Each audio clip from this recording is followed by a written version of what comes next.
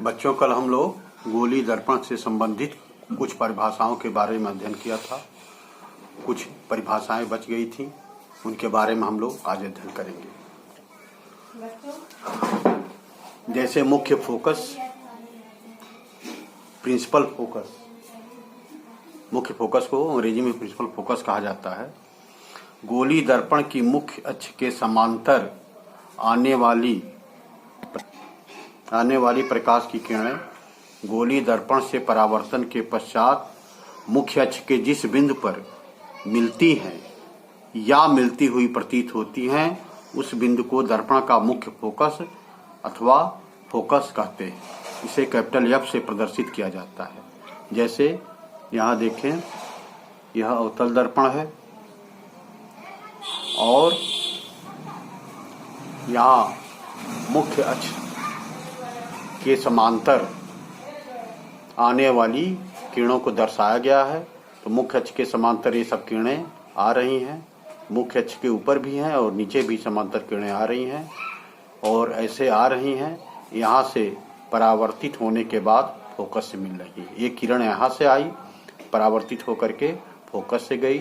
ये नीचे वाली किरण, समांतर किरण यहाँ से आई, परावर्तित होकर फोकस से गई और उसके नीचे वाली भी समांतर किरण यहाँ आई और परावर्तित होकर फोकस से गई। इस प्रकार हम लोग देख रहे हैं कि अवतल दर्पण में फोकस पर मिलती हैं, परंतु उत्तल दर्पण में देखें तो ये पॉलिश किया हुआ तल है, ये परावर्तित तल है। यहाँ समांतर किरणें आ रही हैं और यहाँ से आने के बाद यहाँ परावर्तित हो जा रही हैं।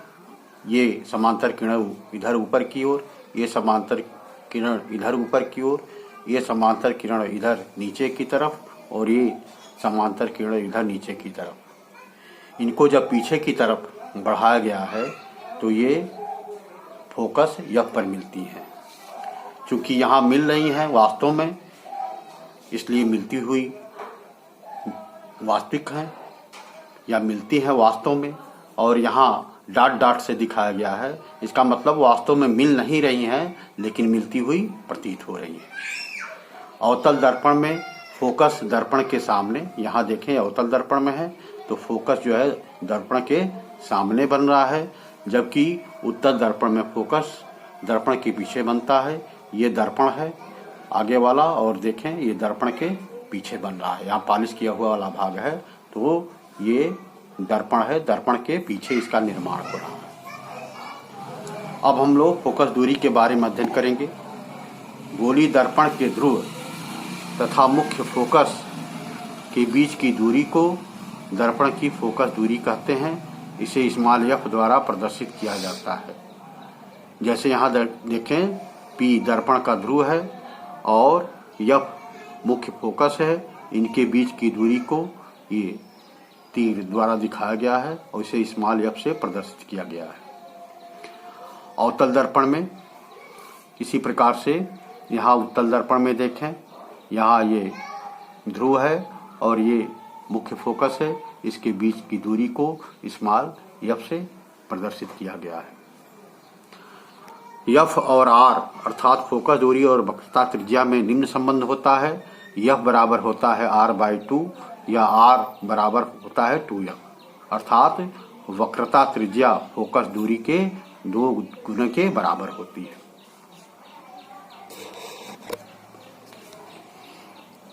फोकस तल, जो अगली परिभाषा है, फोकस तल है। इसको फोकल प्लेन कहा जाता है। वह तल जो मुख्य फोकस से गुजरता है तथा मुख्य अक्ष के लंबवत होता है, दर्पण का फोकस तल कहलाता है। जैसे यहाँ देखें, ये अवतल दर्पण में तो ये फोकस है और ये मुख्य अक्ष से गुजर रहा है और लंबवत गुजर रहा है, इसलिए यह फोकस तल है। इसी प्रकार से यहाँ उत्तल दर्पण में देखें, ये मुख्य फोकस से होकर गुजर रहा है और मुख्य अक्ष के लंबवत गुजर रहा है, इसलिए यह फोकस तल है। गोली दर्पणों के लिए प्रकाश के परावर्तन के नियम उसी प्रकार लागू होते हैं जिस प्रकार समतल दर्पणों के लिए लागू होते हैं। अब हम लोग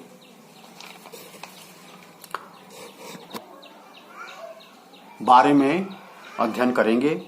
प्रतिबिंब को इंग्लिश में इमेज कहा जाता है, IMAGE।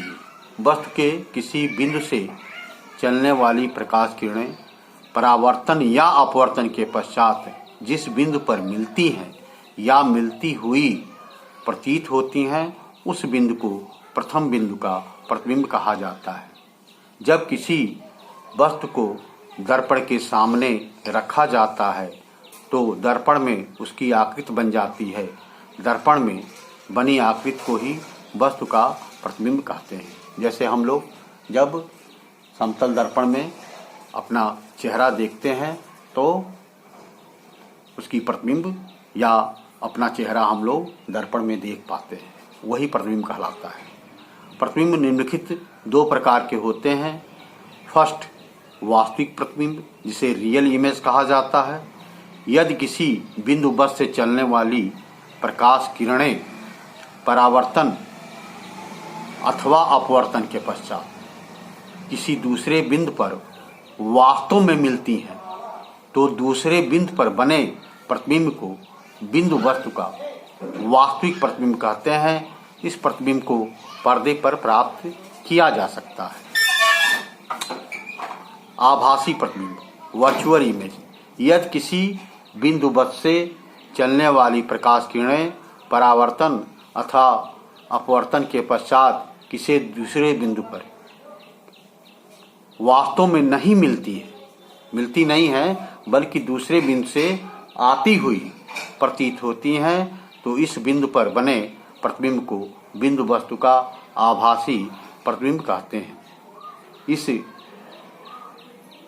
प्रतिबिंब की विशेषता ये है कि इस प्रतिबिंब को पर्दे पर प्राप्त नहीं किया जा सकता, इसका केवल फोटो लिया जा सकता है। इस प्रकार ये अंतर है कि वास्तविक प्रतिबिंब को पर्दे पर प्राप्त किया जा सकता है और आभासी प्रतिबिंब को पर्दे पर प्राप्त नहीं किया जा सकता, केवल इसका फोटो लिया जा सकता है। बाकी अध्ययन हम लोग कल की कक्षा में करेंगे। धन्यवाद।